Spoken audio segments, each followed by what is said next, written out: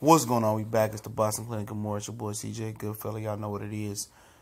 Back talking that real boxing ish, and it's probably one of the more lengthier videos that I'm going to usually do. This is definitely out the norm. More the longer videos I save for like very close, fights for the breakdown predictions.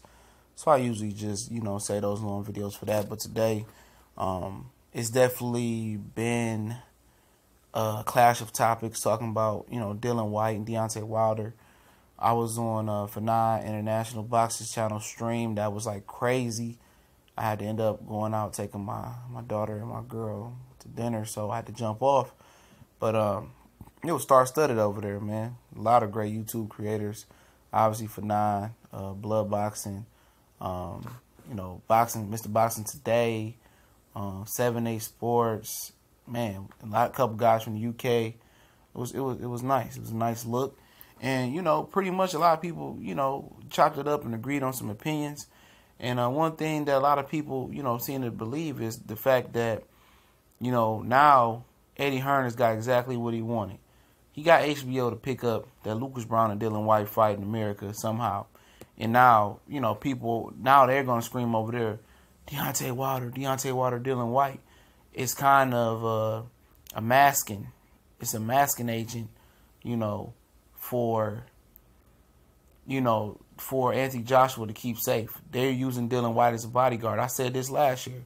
They want him to take out a hit on Deontay Wilder, and now Eddie Hearn is saying that he's going to increase the $4.9 million offer they gave Deontay, and they talked about when Barry, his dad, and Eddie came over to America to talk about Joshua and Wilder. At least that's what Team Wilder thought. And they was talking about Dillian Whyte. And Wilder said he'd fight Dillian Whyte as long as you put Anthony Joshua in the contract. And they wouldn't do it because they fearful of Deontay Wilder knocking out Anthony Joshua. But now what they want to do now is with Wilder potentially coming over there to call the Anthony Joshua fight. It was an article that Hearn was talking about, saying that it's rumors that since AJ won't let him in the ring and he got witness protection, after the fight, that Deontay might not come over. And now, they saying that Deontay's scared to come over because he's scared of Dillian Whyte. And now they trying to manipulate the media. And now Eddie Hearn is learning the game of dirty boxing tactics, because if he loses Anthony Joshua, he's done. He has nothing behind Anthony Joshua that's even close to being relevant. All his fighters, he's lost to other promoters like Frank Warren. But he's going to continue to protect Anthony Joshua. I can tell you that right now. But that's going to be the narrative. When he come over there, like I said on Hearn International Boxing Channel, it's going to be 20, guys in Dillian Whyte varsity jackets calling Deontay Wilder out. Saying, we want Wilder, we want Wilder, we want Wilder. And they're going to try to ambush Wilder. That's what we all came up with. Blood Raw Boxing, 7A Sports said it. But Mr. Boxing Today said it. We all said it. They're going to try to, set up Wilder. And that's going to be the narrative if he come over there. He coming over to call out Anthony Joshua. But they got a restraining order on guy. Not a real restraining order, but that's what we're saying. For y'all guys that's taking it literally. But they want Deontay to run into Dillian Whyte rather than him run up on Anthony Joshua in the ring. And if you can't see how scary Anthony Joshua is, he said he's scared to lose, And you never scared to do anything in the boxing ring. You could be fearful. Fear is one of the greatest motivators there is. The fear to lose, the fear of anything. Fear is okay to have. Everybody feels fear at one point in their life. A lot of points in their life. Maybe on an everyday basis for some people. Depending on your occupation and, how you get around, what city you in, or your area you living in. But to be scared, to admit that you're scared to lose, that's a really challenging word to use. That just shows me the type of person he is. He's already left, a trail of what type of person he is. Scared, 2 or 3 years for a while, 2 years for a Wilder fight now, and a whole bunch of real timid talk. And at the end of the day, he's a timid person. He's a soft person. He's Mr. Softy Ice Cream himself, and Anthony Joshua. And now they're fine with just using Dillian Whyte as a bodyguard for Deontay Wilder. And now, like I said, Eddie said he's going to increase the offer on Monday for Wilder to fight Dillian Whyte. And I'm pretty sure Wilder's stance won't change on Dillian Whyte. The stance will be put Anthony Joshua in the contract, or I'm not going to fight him. So basically what Eddie Hearn is going to have to do, and what's going to happen is he had to wait for the WBC to make a ruling. And we on the panel that was on Fanai International Boxing Talk channel, which they still may be running, we had came up with the idea that him and Dominic Breazeale should fight for eliminator. You know, and that's real talk. They should. You know, beating Lucas Brown today shouldn't give you a mandatory shot, in my opinion. It really shouldn't. That's not a mandatory type of fight where you get the shot at the Deontay Wilder's WBC title. You know, and everybody knows that Dillian Whyte will get smashed. You know, even though he looked good today versus, you know, Lucas Brown, you know, versus a real-life mannequin that actually can move a little bit and punch a little bit, that's not a championship caliber mandatory type of fight. That doesn't make you the WBC silver fight. I mean, WBC mandatory silver champion, in my opinion. I mean, him and Dominic Breazeale would make sense. Him and Miller would actually make sense, in my opinion. You know, I really do. Him and Jarrell Miller would have made sense tonight. Then I could say, you know what, I respect that. You know, he's the mandatory, but it didn't. It didn't. But if Dillian Whyte get a shot next, it's basically going to be Eddie Hearn and Dillian Whyte is actually going to they're not going to take any offer from Al Heyman, Shelly Finkel, Lou DiBella, and Deontay Wilder. They want this thing to go to purse bid if the WBC forces a mandatory shot, so they don't mind Dillian Whyte getting a lesser percentage. I think the mandatory, the purse bid will go like 70-80% in Deontay Wilder favor, and the other 30-20% will go to Dillian Whyte. They're perfectly fine with that. As long as that fight goes over in the UK at the O2 Arena, that's what they want. And they want to set up Deontay Wilder similar to what happened with Malik Scott. When Malik Scott got a premature stoppage versus, I think it was Derek Chisora. And they want to steal that title from Deontay Wilder.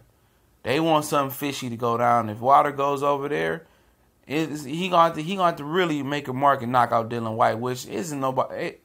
There isn't too many people don't think he can do it. But it just smells like a fishy setup. Eddie wants that belt so bad so he can make a big Joshua and Whyte clash, and they're going to try to play Deontay Wilder, man. They're going to set him up. I was a promoter of him going out there, thinking outside the box, trying to be different, but this is a clear setup, in my opinion. I know people going to say, well, use the Wilder Clinic. I'm not the Wilder Clinic. I'm calling it how I see it. If you don't know that by now, then, I mean, you just going to have your opinions about this channel, and just don't watch. I don't need you, you know. If you're going to keep coming on here saying the same thing, I'm telling you guys what I know. They're trying to set this guy up, man. They're trying to set this guy up. They want that title by any means necessary. And at the end of the day, Wilder showed the ability to travel. He don't mind traveling to the UK, traveling to Russia.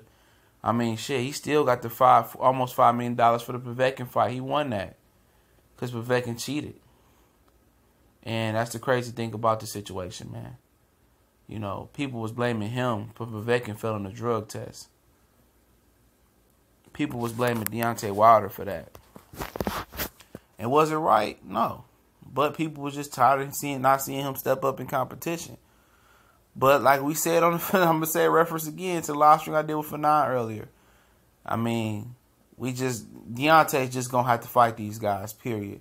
If it's got to be one by one, he going to have to clean out the division around Anthony Joshua. That's what he going to have to do. And Mr. Boxing Today, like he said also, there's not, talent-wise, there's not a big gap between a lot of these guys. And it's not. I mean, Whyte, Miller, Parker, guys of that nature, it's not a big talent gap. Ruiz, really put a guy like Amir Mansour, Dominic Breazeale. We're really not sure about Charles Martin. There's not a huge talent gap there. And you got to start picking those guys off one by one for Deontay Wilder and beating all those guys. You got to beat Dillian Whyte. Then what can they say? You cleaned out everybody in the division. I mean, it's nothing they really could say at that point, but you didn't fight Wilder. And at that point, if everybody can't admit it, that Wilder didn't want to fight you. I mean, Joshua didn't want to fight Wilder. That's crazy. They still want to put that on Deontay Wilder. But Wilder's close to 50-0. And if he cleans out everybody in his division except for Joshua and Joshua continues to duck, what can they say? That's a legit 50-0. And if he breaks it 51-0, I know we a while away from there, but that he make history. And watch how quick these Boxing Writers Associations of America jumps on his dick. Watch how quick they do. The naysayers, the people that barely wanted to cover his fight, the main people that talk shit about him, that supported Anthony Joshua in his own country, he cracks 50-0, and Lord forbid, don't let him crack 50-0 and his 50th fight and breaking the record be knocking out Anthony Joshua. Don't let that happen. Watch how the naysayers and the haters, jump around and jump on Deontay Wilder's dick. Watch. Slobbing all over it, no homo. That's real life spit. Watch how the tides turn for that man. Same people that was promoting Anthony Joshua over there. And like we came up with Blood Raw Boxing said as well, you know what? When the last time American ever needed a Brit in the sport of boxing, period. Usually they come over here and they get bitch slapped back to their country. It's exceptions like Joe Kawasaki, wonderful fighter. But let's keep it real. When has somebody in the American boxing game needed a Brit? Never. Never. They don't need him. Like he's right. Deontay don't need Anthony Joshua. Just building up to 50-0. Just build up to that.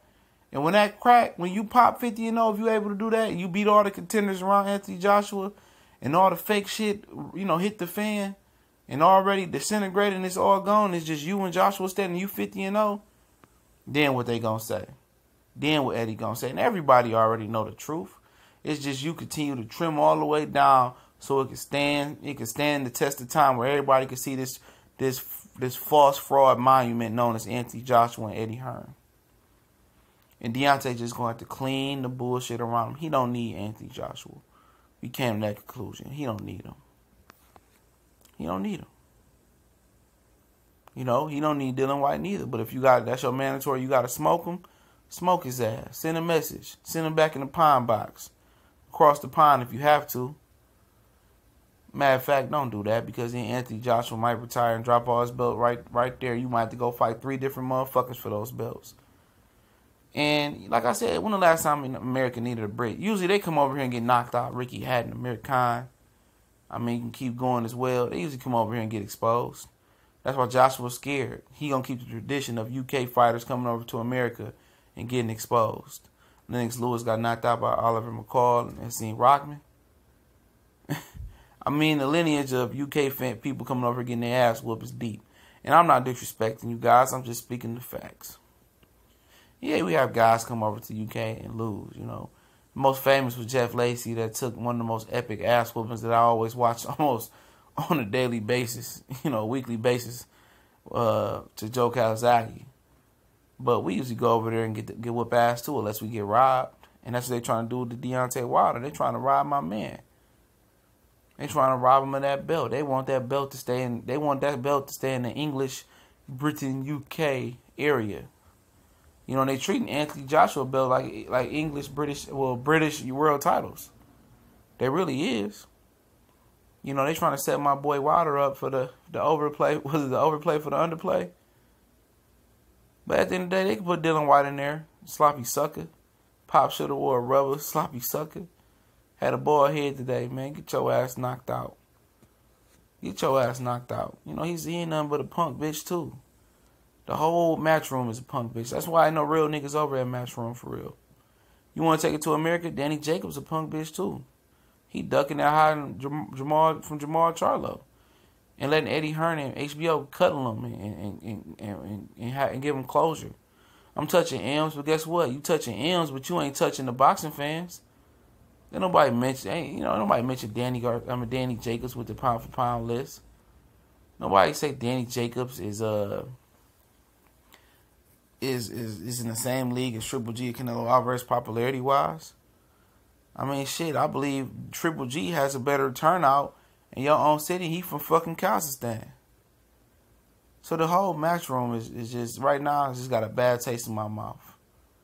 From the riff raff with Jarrell Miller, it had a hatred for for Deontay Wilder because he filling up his hometown arena, the Brooklyn Barclays Center. His fat fuck ass can't do it.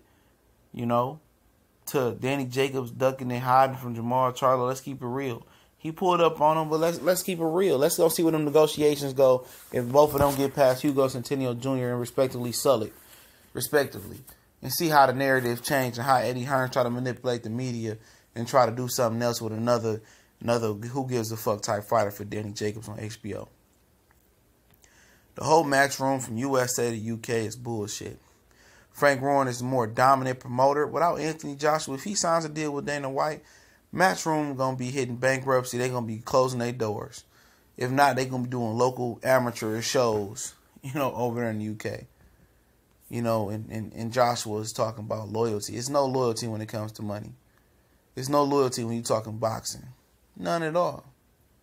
You got to know your position of power. A lot of these athletes ain't smart. They expect loyalty from white collars. White collar businessmen are shrewd and cutthroat.